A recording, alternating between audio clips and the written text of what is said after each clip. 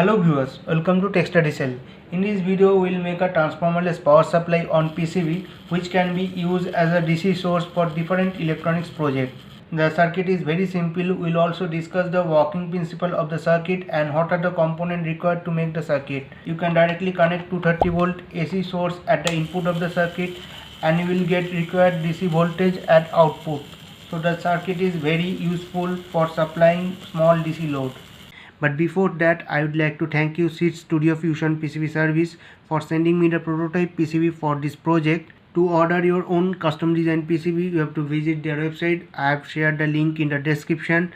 After uploading the GAVA file, you can set the required parameter for your PCB and place the order. You will get the delivery within 7 working days from the Seeed Studio Fusion PCB service. Here you can see I have received this PCB from the Seeed Studio Fusion PCB service. You can see the quality of the PCB. The quality is very good and the circuit is very simple, and you can also download the circuit diagram from the description. Before soldering the component on the PCB, first we would like to discuss the working principle of the transformerless power supply circuit using this schematic and some formula. You can see when we fed 230 volt AC supply at the input of the circuit, this capacitor will drop down the input voltage to a certain level at point A. Here you can see we have connected a bleeder resistor across the capacitor, which will discharge the capacitor when we turn off the input voltage. Now after the capacitor, we are using a bridge rectifier to convert this AC waveform to a pulsating DC. Here you can see at point A the waveform is like this, which is a AC waveform. But after the bridge rectifier at point B, the waveform is like pulsating DC.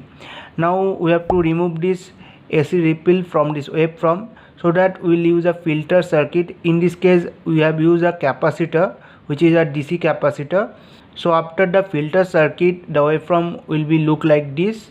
And we have also used a Zener diode, which is a 5.1 volt Zener diode, so that we can get constant 5.1 volt across this Zener diode. And you can also see I have used a 100 ohm 2 watt resistor in this circuit. Now in this circuit, it is very important to choose the capacitance value of this capacitor. For that we will use this formula. You can see Z here is the impedance and Vrms is the RMS voltage. So here I have used 230 volt, which is the RMS input voltage. So I have to convert this 230 RMS voltage to the peak voltage, so that I have multiplied this 230 with √2 and subtract the required voltage from that. Here at point A I need 6 volt, so I have subtract 6 from this peak voltage, and the total amount is divided by the rated current which I require at output. So in this case I have assumed 0.1 ampere current. So if you calculate this value, you will get 3192.6, which is the value of the impedance. Now here you can see with the help of this formula I can calculate the capacitance value from the impedance. Here you can see as I have only used a capacitance, so here impedance equal to reactance of the capacitance. So XC is equal to Z. So in this formula, if I put the value of the XC, which is equal to 3192.6, which we have calculated earlier, and F is the frequency, which is 50 Hz in this case. So if you calculate the total value, we will get this result 0.97 microfarad, which is approximately equal to 1 microfarad. So to get 6 volt at point A and 0.1 ampere current, I have to use 1 microfarad capacitor at this point. So thus we can easily calculate the capacitance of this AC capacitor.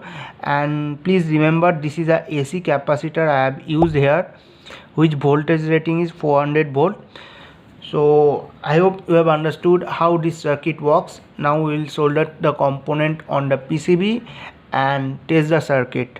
First I will place the diode. You can see this is the band of the diode, and here indicated the band on the PCB. So like that I have to place all the 4 diode. Here I am using 1N4007 diode, which will work as a bridge rectifier. I have placed the 4 diode. Now I will place this Zener diode. Here you can see this is the band of the Zener diode. So I have to place the Zener diode according to the polarity shown in PCB. Here you can see band is shown here. The Zener diode indicated with Z1 on the PCB. Now you can see I have connected the Zener diode. Now I will place the 220 ohm resistor, which will be connected in series of the indicator LED, and this resistor is marked as R4 on the PCB. Now here I will place this 220 kilo ohm resistor in series marked with R1 and R2, as you can see. Now I will connect this 2 watt resistor, which is indicated with R3 on the PCB, and I will also connect this LED as shown in the PCB. While connecting the LED, please take care of the polarity. As you can see, this is a flat portion of the LED, so this terminal will be cathode or negative terminal, and this should be the anode, the longer lead terminal. So I will place the flat portion in this position. You can see this is the flat portion of the LED, and it's also indicated on the PCB. Now I will connect this connector with the PCB, where I will connect 220 volt supply. After that I will connect this electrolytic DC capacitor. You can see this is the negative terminal of the capacitor, so I have to place the positive terminal in this side, where indicated with the plus sign. So please be careful while connecting this DC capacitor. And this is the AC capacitor. As you can see, I have to connect it here. We will take that 5 volt DC output from these 2 pin, which I will connect right now. Here I will use this 2 pin plug to supply 220 volt across these 2 terminals. So let me connect the 2 pin plug here. Please be careful while working with 220 volt supply. You should not touch any metal portion while the PCB is connected to 220 volt source. Now I have to connect this 2 pin plug to 230 volt AC source. Now with the help of these 2 connecting wire, I can connect the output of the power supply to this breadboard. Here I am connecting the red wire with the positive of the power supply and black wire to the negative of the 5 volt output. So accordingly I am connecting these 2 wires to the breadboard. Now I am turning on the power supply. Please be careful, do not touch any metal portion while you supply 230 volt to this power supply. Now I am going to measure the voltage across the output of the power supply. You can see I have selected DC 20 volt scale. So if I want to measure the voltage across the power supply, it's showing 5.4 volt DC. Thus we have made a transformerless power supply for small load like a motor or LED. So if you like the project, please give a thumbs up and share it with your friends. Don't forget to subscribe for more such videos. Thank you for watching. Have a great day.